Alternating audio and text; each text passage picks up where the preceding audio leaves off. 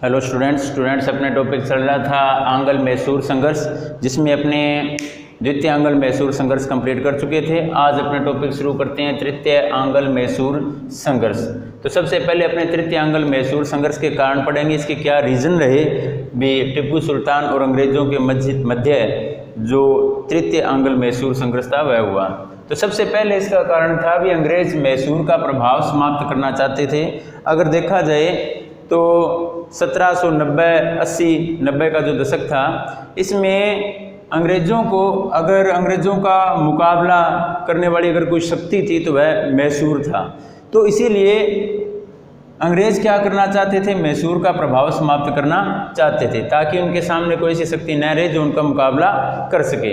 दूसरा रीज़न क्या रहा, जो दो डच दुर्ग थे, एक तो कागनूर था और एक आईकोट था। दो डच दुर्ग कौन कौन से, एक तो कागनूर और एक आईकोट।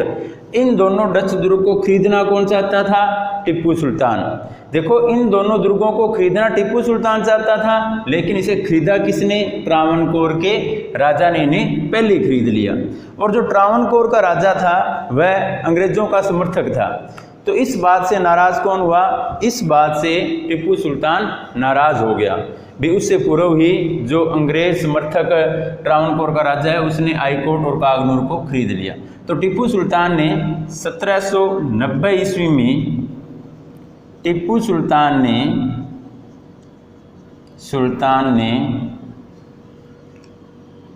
ट्रावनकोर पर आक्रमण कर दिया। ट्रावनकोर पर आक्रमण कर दिया। देखो बच्चों, टिप्पू सुल्तान ने ट्रावनकोर पर आक्रमण किया और दूसरी ओर जो कार्नवालिस था, कौन था, कार्नवालिस।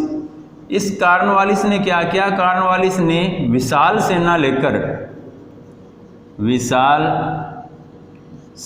लेकर मैसूर पर आक्रमण कर दिया। मैसूर पर आक्रमण कर दिया। देखो बच्चों, घटनाक्रम क्या हुआ भी, जो कागनूर और आईकोट डच दुर्ग थे उन्हें टिप्पू सुल्तान खरीदना चाहता था, लेकिन खरीदा किसने, ट्रावनकोर के राजा ने। इस बात से नाराज कौन हुआ, इस बात से टिप्पू सुल्तान नाराज हुआ और उसने 1790 में ट्रावनकोर पर आक्रमण कर दिया।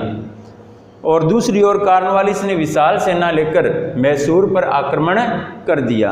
अब देखो क्या हुआ, टिप्पू सुल्तान ने वीरतापूर्वक कार्नवालिस की सेना का मुकाबला किया। टिप्पू सुल्तान ने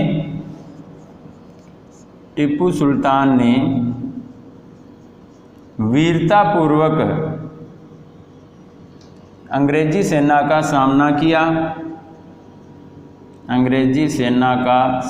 किया, लेकिन अंत में टिप्पू सुल्तान पराजित हुआ।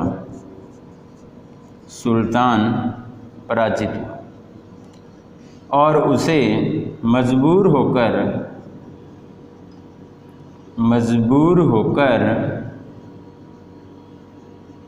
23 फरवरी 1792, कब, 23 फरवरी 1792 ईस्वी को अंग्रेज़ों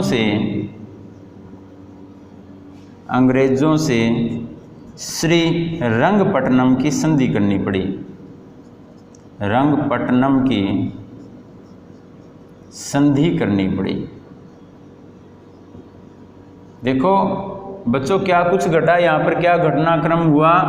कार्नवालिस ने विशाल सेना लेकर मैसूर पर आक्रमण किया। इस विशाल सेना का सामना टिप्पू सुल्तान ने वीरतापूर्वक किया, लेकिन अंत में उसे पराजय का मुंह देखना पड़ा, यानी कि टिप्पू सुल्तान पराजित हो गया और उसे मजबूर होकर 23 फरवरी 1792 ईस्वी को अंग्रेज़ों के साथ श्रीरंगपट्टनम की संधि करनी पड़ी। तो इस संधि के अनुसार, या इस संधि की क्या शर्तें रखी अंग्रेज़ों ने टिप्पू सुल्तान के सामने, तो पहली शर्त क्या रखी गई अंग्रेज़ों द्वारा, इस संधि के अनुसार, यानी कि श्रीरंगपट्टनम की संधि के अनुसार, इस संधि के अनुसार मैसूर का आधा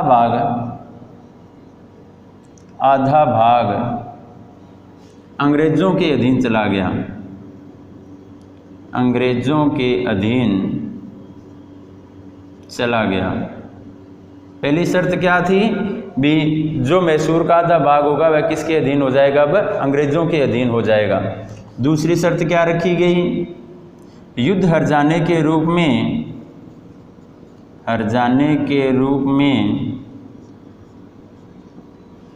3 करोड़ रुपए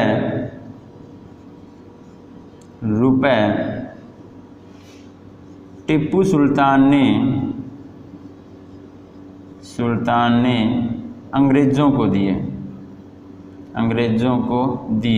तो दूसरी शर्त क्या रखी गई, जो युद्ध में जितना भी खर्च लगा है, जितना नुकसान हुआ है, उसकी भरपाई कौन करेगा, टिप्पू सुल्तान। और उसकी भरपाई के रूप में अंग्रेजों ने टिप्पू सुल्तान से कितनी राशि ली, 3 करोड़ रुपए की राशि ली। कितने रुपए लिए, 3 करोड़ रुपए।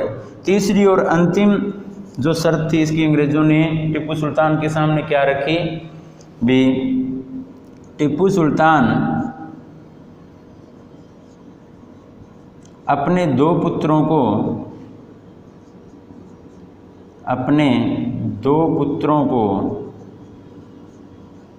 बंधक के रूप में अंग्रेजों के अधीन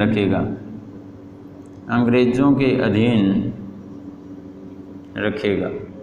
देखो बच्चों, तीसरा प्रावधान क्या रखा गया, वह टिप्पू सुल्तान अपने 2 पुत्रों को बंधक के रूप में किसके पास रखेगा, अंग्रेजों के पास रखेगा। तो इस प्रकार श्रीरंगपट्टनम की संधि जो 23 फरवरी 1792 को हुई, उसके अंतर्गत अंग्रेजों द्वारा टिप्पू सुल्तान पर 3 शर्तें थोपी गई।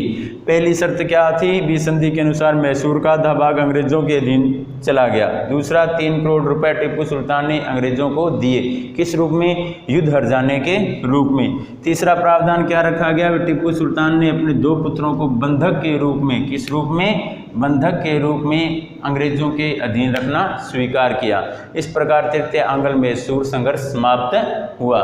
तो बच्चों, इस मैटर को आप लर्न करें और अपने नोटबुक में नोट करें। थैंक यू बच्चों।